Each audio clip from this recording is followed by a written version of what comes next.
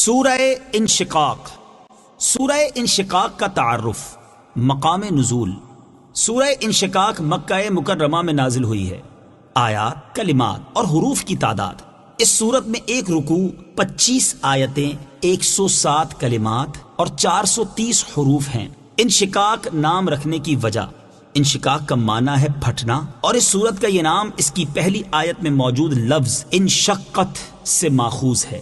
سورہ انشقاق کے مضامین: اس سورت کا مرکزی مضمون یہ ہے کہ اس میں قیامت کی ہولناکیاں بیان کی گئی ہیں، اور اس سورت میں یہ مضامین بیان ہوئے ہیں۔ نمبر 1، اس سورت کی ابتدا میں قیامت قائم ہوتے وقت کائنات میں ہونے والی بعض تبدیلیاں بیان کی گئیں۔ نمبر 2، یہ بتایا گیا کہ ہر انسان مرنے کے بعد اللہ تعالیٰ کی بارگاہ میں حاضر ہو کر اپنے اعمال کا حساب ضرور دے گا اور اپنے اعمال کے مطابق جزا یا سزا پائے گا۔ نمبر 3، یہ بیان کیا گیا کہ قیامت کے دن جن لوگوں کو اعمال نامہ دائیں ہاتھ میں دیا جائے گا تو ان سے آسان حساب لیا جائے گا اور وہ اپنے جنتی گھر والوں کی طرف خوشی خوشی لوٹے گا، اور جنہیں اعمال نامہ پیٹھ کے پیچھے سے دیا جائے گا تو وہ عذاب سے چھٹکارا پانے کے لیے موت مانگیں گے اور انہیں جہنم کی بھڑکتی آگ میں ڈال دیا جائے گا۔ نمبر 4، شفق، رات اور چاند کی قسم ذکر کر کے فرمایا گیا کہ قیامت کے دن مشرکین ہولناک امور اور مشکل ترین احوال کا سامنا کریں گے۔ نمبر 5، اس سورت کے آخر میں کفار و مشرکین اور ملحدوں وغیرہ کی ایمان قبول نہ کرنے پر سرزنش کی گئی اور دردناک عذاب سے ڈرایا گیا،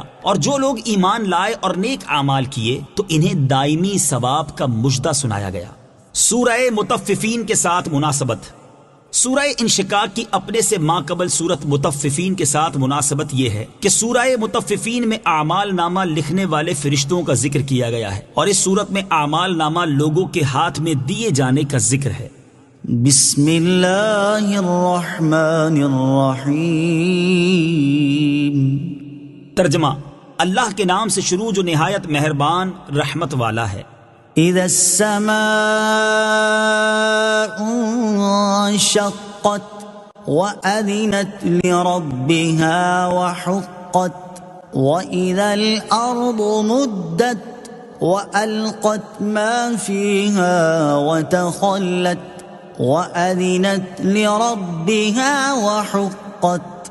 ترجمہ: جب آسمان پھٹ جائے گا اور وہ اپنے رب کا حکم سنے گا اور اسے یہی لائق ہے، اور جب زمین کو دراز کر دیا جائے گا اور جو کچھ اس میں ہے، زمین اسے باہر ڈال دے گی اور خالی ہو جائے گی، اور وہ اپنے رب کا حکم سنے گی اور اسے یہی لائق ہے۔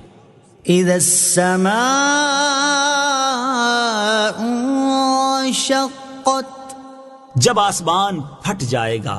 تفسیر صراط الجنان میں ہے، اس آیت اور اس کے بعد والی 4 آیات کا خلاصہ یہ ہے کہ قیامت قائم ہونے کے وقت جب آسمان پھٹ جائے گا اور وہ اپنے پھٹنے کے بارے میں اپنے رب عز و جل کا حکم سنے گا اور اس کی اطاعت کرے گا، اور اسے یہی لائق ہے کہ وہ اپنے رب عز و جل کا حکم سنے اور اس کی اطاعت کرے، اور جب زمین کو برابر کر کے دراز کر دیا جائے گا اور اس پر کوئی عمارت اور کوئی پہاڑ باقی نہ رہے گا، اور زمین اپنے اندر موجود سب خزانے اور مردے باہر ڈال دے گی اور خزانوں اور مردوں سے خالی ہو جائے گی، اور وہ اپنے اندر کی چیزیں باہر پھینک دینے کے بارے میں اپنے رب عز و جل کا حکم سنے گی اور اس کی اطاعت کرے گی، اور اسے یہی لائق ہے کہ وہ اپنے رب عز و جل کا حکم سنے اور اس کی اطاعت کرے، تو اس وقت انسان اپنے عمل کا نتیجہ ثواب اور عذاب کی صورت میں دیکھ لے گا۔ یا ایھا الانسان انک کادح الی ربک کدحا فملاقیہ۔ ترجمہ: اے انسان، بے شک تو اپنے رب کی طرف دوڑنے والا ہے، پھر اس سے ملنے والا ہے۔ یا ایھا الانسان، اے انسان۔ تفسیر صراط الجنان میں ہے، اس آیت کا مفہوم یہ ہے کہ اے انسان، تو اپنی موت آنے تک اچھے یا برے عمل کرنے میں محنت و مشقت کرتا رہتا ہے، پھر مرنے کے بعد تجھے اللہ تعالیٰ کی بارگاہ میں اپنے اعمال کا حساب دینے کے لیے ضرور حاضر ہونا ہے، اور تو نے دنیا میں جیسے عمل کیے ہوں گے انہی کے مطابق تمہیں اس کی بارگاہ سے جزا ملے گی۔ اللہ تعالیٰ کو راضی کرنے والے عمل کریں اور ناراض کرنے والے اعمال سے بچیں۔ ہر انسان کو چاہیے کہ وہ اس آیت میں غور کرے اور اپنے اعمال کا محاسبہ کرے اور موت آنے سے پہلے ایسے عمل کر لے جن کے ذریعے وہ اللہ تعالیٰ کی ناراضی سے نجات پا جائے اور اسے اللہ تعالیٰ کی رضا حاصل ہو جائے، اور ایسے عمل کرنے سے خود کو بچا لے جن کی وجہ سے اللہ تعالیٰ اس سے ناراض ہو جائے اور وہ ہلاکت میں پڑ جائے۔ اگر وہ ایسا کرے گا تو اس میں اسی کا بھلا اور فائدہ ہے، اور نہیں کرے گا تو سراسر نقصان بھی اسی کا ہے، جیسا کہ اللہ تعالیٰ ارشاد فرماتا ہے، من كفر فعليه كفره ومن عمل صالحا فلأنفسهم يمهدون۔ ترجمہ، جس نے کفر کیا تو اس کے کفر کا وبال اسی پر ہے، اور جو اچھا کام کریں وہ اپنے ہی کے لیے تیاری کر رہے ہیں۔ اور ارشاد فرماتا ہے، وَمَن جَاهَدَ فَإِنَّمَا يُجَاهِدُ لِنَفْسِهِ إِنَّ اللَّهَ لَغَنِيٌّ عَنِ الْعَالَمِينَ۔ ترجمہ، اور جو کوشش کرے تو اپنے ہی فائدے کے لیے کوشش کرتا ہے، بے شک اللہ سارے جہان سے بے پرواہ ہے۔ اور جنہوں نے اللہ تعالیٰ کو ناراض کرنے والے عمل کیے ان کے بارے میں ارشاد فرماتا ہے، فَكَيْفَ إِذَا تَوَفَّتْهُمُ الْمَلَائِكَةُ يَضْرِبُونَ وُجُوهَهُمْ وَأَدْبَارَهُمْ ذَلِكَ بِأَنَّهُمُ اتَّبَعُوا مَا أَسْخَطَ اللَّهَ وَكَرِهُوا رِضْوَانَهُ فَأَحْبَطَ أَعْمَالَهُمْ۔ ترجمہ، تو ان کا کیسا حال ہوگا جب فرشتے ان کے منہ اور ان کی پیٹھوں پر ضربے مارتے ہوئے ان کی روح قبض کریں گے۔ یہ اس لیے ہے کہ انہوں نے اللہ کو ناراض کرنے والی بات کی پیروی کی اور انہوں نے اللہ کی خوشنودی کو پسند نہ کیا، تو اس نے ان کے اعمال ضائع کر دیے۔ اللہ تعالی ہمیں اپنی رضا والے کام کرنے کی اور ناراض کر دینے والے کاموں سے بچنے کی توفیق عطا فرمائے، آمین۔ فَأَمَّا مَنْ أُوتِيَ كِتَابَهُ بِيَمِينِهِ فَسَوْفَ يُحَاسَبُ حِسَابًا يَسِيرًا وَيَنقَلِبُ إِلَىٰ أَهْلِهِ مَسْرُورًا۔ ترجمہ، تو جسے اس کا نامہ اعمال اس کے دائیں ہاتھ میں دیا جائے گا تو عنقریب اس سے آسان حساب لیا جائے گا اور وہ اپنے گھر والوں کی طرف خوشی خوشی پلٹے گا۔ فَأَمَّا مَنْ أُوتِيَ كِتَابَهُ بِيَمِينِهِ، تو جسے اس کا نامہ اعمال اس کے دائیں ہاتھ میں دیا جائے گا۔ تفسیر صراط الجنان میں ہے، اس آیت اور اس کے بعد والی 2 آیات کا خلاصہ یہ ہے کہ قیامت کے دن جسے اس کا نامہ اعمال اس کے دائیں ہاتھ میں دیا جائے گا تو ان قریب اس سے آسان حساب لیا جائے گا، اور وہ حساب کے بعد اپنے جنتی گھر والوں کی طرف اپنی اس کامیابی پر خوشی خوشی پلٹے گا۔ قیامت کے دن ایمان والوں کے حساب کی صورتیں۔ یاد رہے کہ قیامت کے دن بعض اہل ایمان ایسے ہوں گے کہ جنہیں اعمال نامہ دیا ہی نہیں جائے گا اور وہ بغیر حساب کتاب کے سیدھے جنت میں چلے جائیں گے، اور بعض اہل ایمان ایسے ہوں گے کہ جب وہ اللہ تعالیٰ کی بارگاہ میں حاضر ہوں گے تو ان سے تحقیق اور جرح والا حساب نہیں ہوگا، بلکہ صرف ان کے اعمال ان پر پیش کیے جائیں گے۔ وہ اپنی نیکیوں اور گناہوں کو پہچانیں گے، پھر انہیں نیکیوں پر ثواب دیا جائے گا اور ان کے گناہوں سے درگزر کیا جائے گا۔ یہ وہ آسان حساب ہے جس کا اس آیت میں ذکر ہے کہ نہ شدید اعتراضات کر کے اعمال کی تنقیح ہو، نہ یہ کہا جائے کہ ایسا کیوں کیا، نہ عذر طلب کیا جائے، نہ اس پر حجت قائم کی جائے، کیونکہ جس سے مطالبہ کیا گیا تو اسے کوئی عذر ہاتھ آئے گا اور نہ وہ کوئی حجت پائے گا، اس طرح وہ رسوا ہو جائے گا۔ اور بعض اہل ایمان ایسے ہوں گے کہ جب وہ اللہ تعالیٰ کی بارگاہ میں پیش ہوں گے تو ان کے ہر عمل کی پوچھ گچھ ہوگی، ان کا کوئی گناہ نظر انداز نہیں کیا جائے گا، اور انہیں برے اعمال کی سزا کاٹنے کے لیے ایک مخصوص مدت تک جہنم میں ڈال دیا جائے گا۔ ہر مسلمان کو چاہیے کہ وہ اللہ تعالیٰ کی بارگاہ میں قیامت کے دن آسان حساب لیے جانے کی دعا مانگا کرے۔ حضرت عائشہ صدیقہ رضی اللہ تعالی عنہا فرماتی ہیں، میں نے ایک مرتبہ نماز کے بعد نبی کریم صلی اللہ تعالی علیہ وآلہ وسلم کو یہ دعا مانگتے ہوئے سنا، اللہم حاسبنی حسابا یسیرا، اے اللہ مجھ سے آسان حساب لے، جب نماز سے فارغ ہو کر آپ صلی اللہ تعالی علیہ وسلم واپس ہوئے تو میں نے عرض کی یا رسول اللہ صلی اللہ تعالی علیہ وآلہ وسلم آسان حساب سے کیا مراد ہے؟ ارشاد فرمایا اس سے مراد یہ ہے کہ بس بندے کے اعمال نامے کو دیکھا جائے اور اس کے گناہوں کو نظر انداز کر دیا جائے۔ اے عائشہ رضی اللہ تعالی عنہا، قیامت کے دن جس سے اعمال کے حساب کے معاملے میں جرح کی گئی تو وہ ہلاک یعنی عذاب میں گرفتار ہو جائے گا۔ اعلیٰ حضرت امام احمد رضا خان علیہ الرحمت الرحمان اللہ تعالیٰ کی بارگاہ میں اور ان کے ہی الفاظ میں ہم بھی اسی کی بارگاہ میں عرض کرتے ہیں، ہم ہیں ان کے، وہ ہیں تیرے، تو ہوئے ہم تیرے، اس سے بڑھ کر تیری سمت اور وسیلہ کیا ہے؟ ان کی امت میں بنایا، انہیں رحمت بھیجا، یوں نہ فرما کہ تیرا رحم میں دعویٰ کیا ہے؟ صدقہ پیارے کی حیا کا کہ نہ لے مجھ سے حساب، صدقہ پیارے کی حیا کا کہ نہ لے مجھ سے حساب، بخش بے پوچھے لجائے کو لجانا کیا ہے؟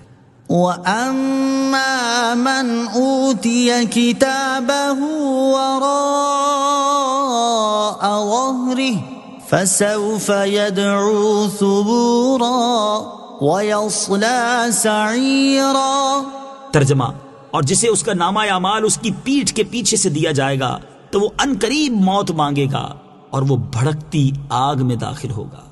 وَأَمَّا مَنْ أُوتِيَ كِتَابَهُ وَرَاءَ ظَهْرِهِ، اور جسے اس کا نامہ اعمال اس کی پیٹھ کے پیچھے سے دیا جائے گا۔ تفسیر صراط الجنان میں ہے، اس آیت اور اس کے بعد والی 2 آیات کا خلاصہ یہ ہے کہ قیامت کے دن کافر کا دایاں ہاتھ اس کی گردن کے ساتھ ملا کر توق میں باندھ دیا جائے گا اور بایاں ہاتھ پسے پشت کر دیا جائے گا اور اس میں اس کا نامہ اعمال دیا جائے گا۔ اس حال کو دیکھ کر وہ جان لے گا کہ وہ جہنم میں جانے والوں میں سے ہے، تو اس وقت وہ موت کی دعا مانگے گا اور یا ثبورا یعنی ہائے موت کہے گا، تاکہ موت کے ذریعے عذاب سے چھٹکارا پا جائے، لیکن اسے موت نہ آئے گی اور اسے بھڑکتی آگ میں داخل کر دیا جائے گا۔ بائیں ہاتھ میں اعمال نامہ ملنے والوں کا حال، بائیں ہاتھ میں اعمال نامہ ملنے والوں کا حال بیان کرتے ہوئے ایک اور مقام پر اللہ تعالیٰ نے ارشاد فرمایا، وَأَمَّا مَنْ أُوتِيَ كِتَابَهُ بِشِمَالِهِ فَيَقُولُ يَا لَيْتَنِي لَمْ أُوتَ كِتَابِيَهْ وَلَمْ أَدْرِ مَا حِسَابِيَهْ يَا لَيْتَهَا كَانَتِ الْقَاضِيَةَ مَا أَغْنَى عَنِّي مَالِيَهْ هلك عني سلطانيه خذوه فغلوه ثم الجحيم صلوه ثم في سلسلة ذرعها 70 ذراعا فاسلكوه۔ ترجمہ، اور جسے اس کا نامہ اعمال بائیں ہاتھ میں دیا جائے گا تو وہ کہے گا اے کاش کہ مجھے میرا نامہ اعمال نہ دیا جاتا اور میں نہ جانتا کہ میرا حساب کیا ہے۔ اے کاش کہ دنیا کی موت ہی ہمیشہ کے لیے میری زندگی ختم کر دیتی، میرا مال میرے کچھ کام نہ آیا، میرا سب زور جاتا رہا۔ اسے پکڑو، پھر اسے توق ڈالو، پھر اسے بھڑکتی آگ میں داخل کرو، پھر ایسی زنجیر میں جکڑ دو جس کی لمبائی 70 ہاتھ ہے، اور کفار جہنم میں بھی موت کی دعا مانگیں گے، جیسا کہ ایک اور مقام پر اللہ تعالیٰ نے ارشاد فرمایا، وَإِذَا أُلْقُوا مِنْهَا مَكَانًا ضَيِّقًا مُقَرَّنِينَ دَعَوْا هُنَالِكَ ثُبُورًا لا تدعوا اليوم ثبورا واحدا وادعوا ثبورا كثيرا۔ ترجمہ، اور جب انہیں اس آگ کی کسی تنگ جگہ میں زنجیروں میں جکڑ کر ڈالا جائے گا تو وہاں موت مانگیں گے، فرمایا جائے گا آج ایک موت نہ مانگو اور بہت سی موتیں مانگو۔ اللہ تعالی ہمارے ایمان کی حفاظت فرمائے اور ایمان پر ہی خاتمہ نصیب فرمائے، اور قیامت کی ہولناکیوں اور جہنم کے عذابات کی شدتوں سے ہمیں نجات عطا فرمائے، آمین۔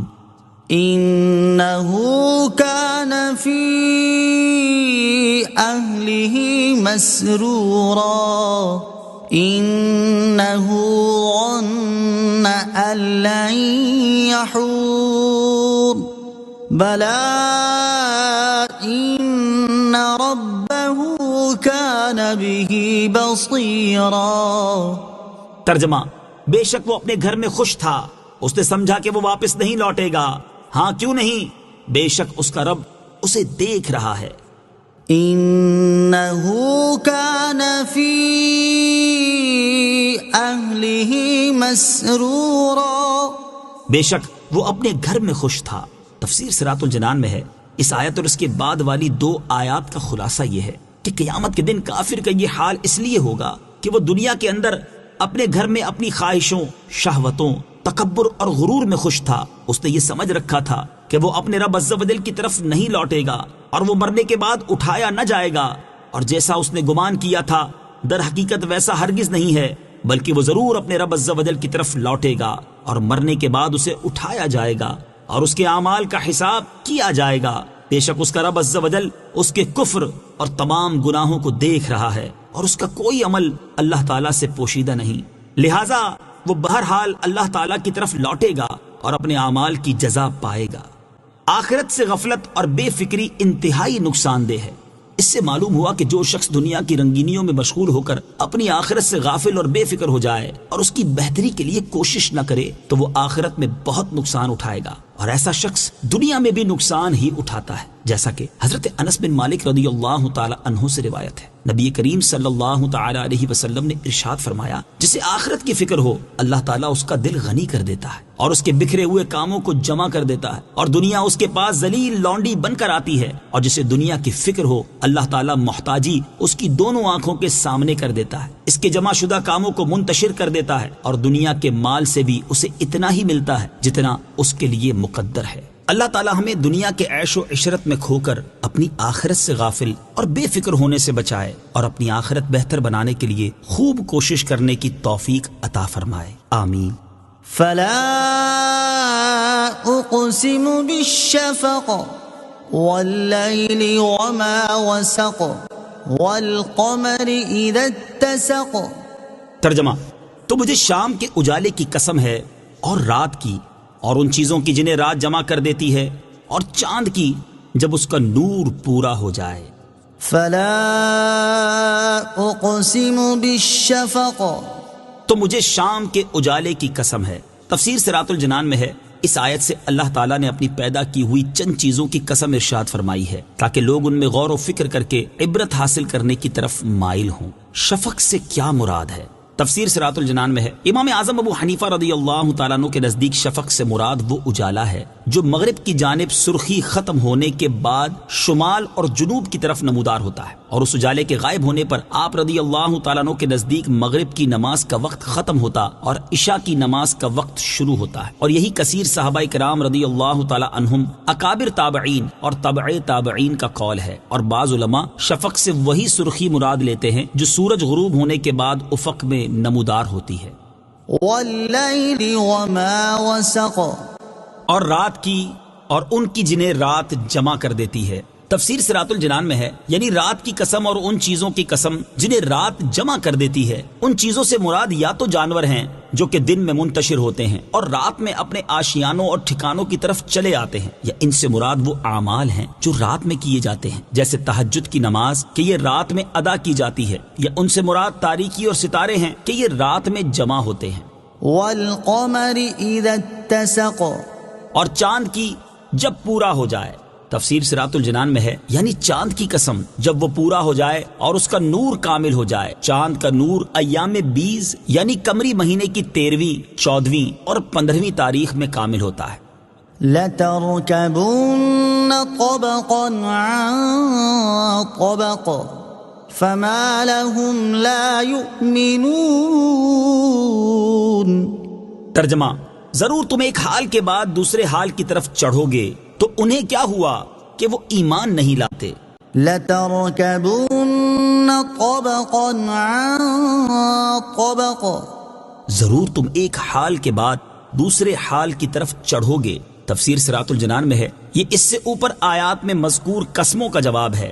بعض مفسرین کے نزدیک اس آیت میں عام انسانوں سے خطاب ہے، اور ایک منزل سے دوسری منزل کی طرف چڑھنے سے مراد یہ ہے کہ اے لوگو، تمہیں ایک حال کے بعد دوسرا حال پیش آئے گا۔ ان احوال کے بارے میں حضرت عبداللہ ابن عباس رضی اللہ تعالی عنہما نے فرمایا کہ پہلے موت کی سختیوں اور ہولناکیوں میں مبتلا ہونا، پھر مرنے کے بعد اٹھنا، اور پھر حساب کی جگہ میں پیش ہونا مراد ہے۔ اور یہ بھی کہا گیا ہے کہ انسان کے حالات میں مختلف درجے ہیں، کہ ایک وقت وہ دودھ پیتا بچہ ہوتا ہے، پھر اس کا دودھ چھوٹتا ہے، پھر اس کے لڑکپن کا زمانہ آتا ہے، پھر وہ جوان ہوتا ہے، پھر اس کی جوانی ڈھلتی ہے، اور پھر وہ بوڑھا ہو جاتا ہے۔ بعض مفسرین کے نزدیک اس آیت میں خاص نبی کریم صلی اللہ تعالی علیہ وسلم سے خطاب ہے، اور ایک منزل سے دوسری منزل کی طرف چڑھنے سے مراد یہ ہے کہ ایک آسمان سے دوسرے آسمان کی طرف چڑھیں گے، اور اللہ تعالیٰ نے اپنے حبیب صلی اللہ تعالی علیہ وآلہ وسلم کے ساتھ ایسا کیا کہ آپ معراج کی رات ایک آسمان پر تشریف لے گئے، پھر دوسرے آسمان پر، اسی طرح درجہ بدرجہ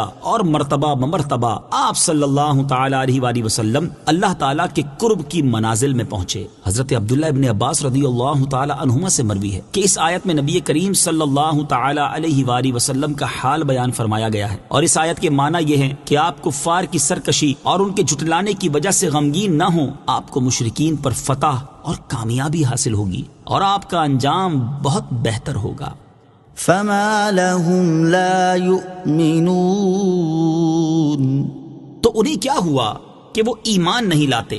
تفسیر صراط الجنان میں ہے، یعنی اس سے پہلی آیات میں جن چیزوں کی قسم ارشاد فرمائی گئی، یہ اللہ تعالیٰ کی عظیم قدرت پر دلالت کرتی ہیں، اور ان چیزوں کو دیکھ کر کسی عقل مند انسان کے لیے اللہ تعالیٰ پر ایمان لانے کے سوا اور کوئی چارہ نہیں۔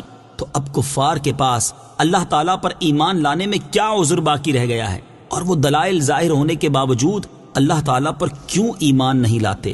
وَإِذَا قُرِئَ عَلَيْهِمُ الْقُرْآنُ لَا يَسْجُدُونَ، ترجمہ، اور جب ان کے سامنے قرآن پڑھا جاتا ہے تو سجدہ نہیں کرتے۔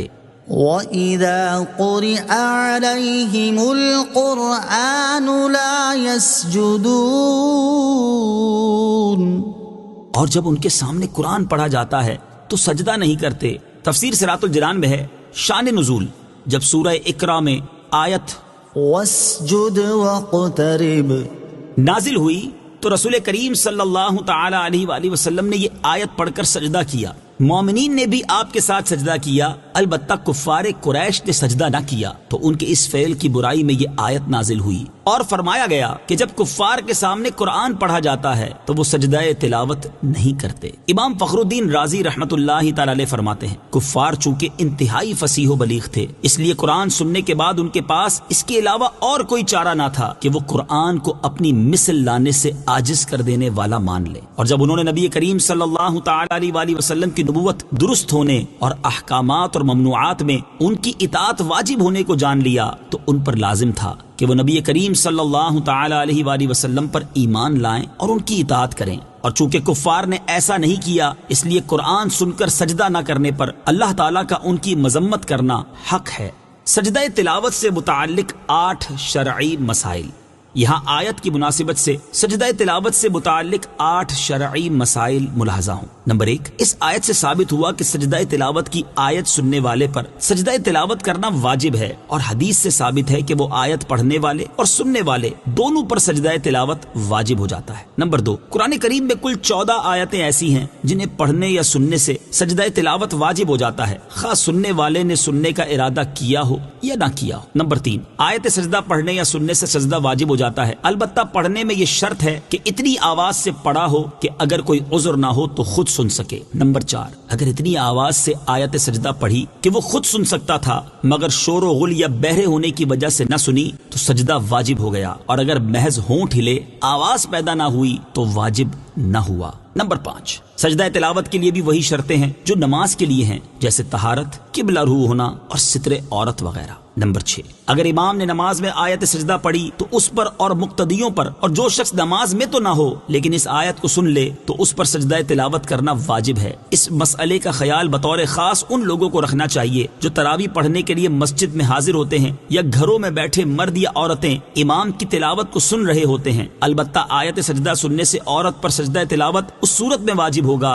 کہ وہ اس وقت جنابت، حیض یا نفاس کی حالت میں نہ ہو۔ نمبر 7، سجدے کی جتنی آیتیں پڑھی جائیں گی اتنے ہی سجدے واجب ہوں گے، اور اگر ایک ہی آیت ایک مجلس میں بار بار پڑھی گئی تو ایک ہی سجدہ واجب ہوگا۔ نمبر 8، سجدے کا مسنون طریقہ یہ ہے کہ کھڑا ہو کر اللہ اکبر کہتا ہوا سجدہ میں جائے اور کم سے کم 3 بار سبحان ربی الاعلی کہے، پھر اللہ اکبر کہتا ہوا کھڑا ہو جائے۔ سجدہ تلاوت کے شروع اور آخر میں دونوں بار اللہ اکبر کہنا سنت ہے، اور کھڑے ہو کر سجدے میں جانا اور سجدے کے بعد کھڑا ہونا یہ دونوں قیام مستحب ہیں۔ نوٹ: سجدہ تلاوت کے بارے میں مزید معلومات حاصل کرنے کے لیے بہار شریعت جلد نمبر 1 حصہ نمبر 4 سے سجدہ تلاوت کا بیان مطالعہ فرمائیں۔ بل الذین کفروا یکذبون واللہ اعلم بما یوعون فبشرهم بعذاب علیم الا الذین آمنوا وعملوا الصالحات لهم اجر غیر ممنون۔ ترجمہ: بلکہ کافر جھٹلا رہے ہیں اور اللہ خوب جانتا ہے جو وہ اپنے دلوں میں رکھتے ہیں، تو تم انہیں دردناک عذاب کی بشارت سنا دو۔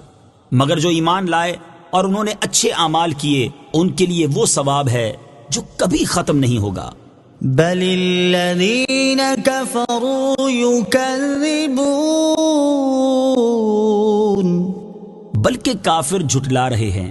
تفسیر صراط الجنان میں ہے، اس آیت اور اس کے بعد والی 3 آیات کا خلاصہ یہ ہے کہ جن دلائل کی وجہ سے ایمان لانے کے علاوہ اور کوئی چارہ نہیں رہتا وہ اگرچہ ظاہر ہیں، لیکن کفار قرآن کی آیات کو اور مرنے کے بعد دوبارہ زندہ کیے جانے کو اپنے باپ دادا کی پیروی کی وجہ سے یا حسد کی وجہ سے یا اس خوف کی وجہ سے جھٹلا رہے ہیں کہ اگر انہوں نے ایمان قبول کر لیا تو ان کا دنیاوی منصب اور دنیا کے فوائد ختم ہو جائیں گے، اور اللہ تعالیٰ اسے خوب جانتا ہے۔ جو کفر و شرک اور نبی کریم صلی اللہ تعالی علیہ وآلہ وسلم کو جھٹلانا وہ اپنے دلوں میں محفوظ رکھتے ہیں، تو اے پیارے حبیب صلی اللہ تعالی علیہ وآلہ وسلم تم انہیں ان کے کفر اور عناد پر دردناک عذاب کی بشارت سنا دو۔ مگر ان میں سے جو لوگ کفر سے توبہ کر کے سچے دل سے ایمان لے آئے اور انہوں نے اچھے اعمال کیے تو ان کے لیے آخرت میں وہ ثواب ہے جو کبھی ختم نہیں ہوگا بلکہ ہمیشہ رہے گا۔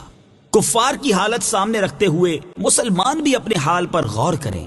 اس سے معلوم ہوا کہ کفار کے ایمان قبول نہ کرنے کی ایک وجہ یہ تھی کہ انہیں اپنے دنیاوی منصب چھن جانے اور دنیا کے وہ فوائد ختم ہو جانے کا خوف تھا جو انہیں حاصل تھے۔ کفار کے اسی خوف کو سامنے رکھتے ہوئے ان مسلمانوں کو بھی اپنی حالت پر غور کرنا چاہیے جو دنیا کی عزت، وجاہت، دولت اور مرتبے ختم ہونے کے خوف سے اسلام کی تعلیمات اور اس کے احکامات پر عمل کرنے سے خود بھی دور بھاگتے ہیں اور اپنی اولادوں کو بھی دور رکھتے ہیں، اور فقط کبھی کبھار نماز پڑھ لینا یا تھوڑا بہت اللہ اللہ کر لینا اپنی اخروی نجات کے لیے کافی سمجھتے ہیں۔ صدق اللہ العظیم۔